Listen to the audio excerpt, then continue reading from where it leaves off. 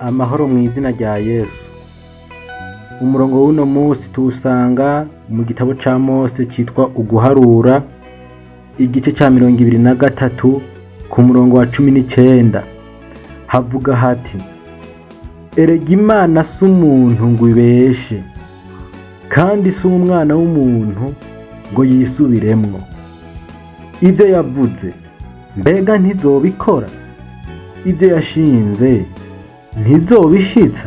Imana si umuntu ngo ibeshe, ivyo yavuze izobishitsa. Ivyo Imana yavuganye nawe izobishitsa.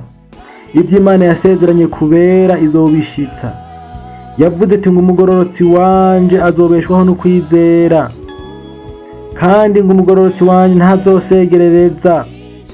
Imana si umuntu ngo ibeshe, kandi si umwana w'umuntu ngo yisubiremwo. Ivyo yashinze vyose izobishitsa. Turabipfurije umunsi mwiza, umunsi w'Imana mwiza.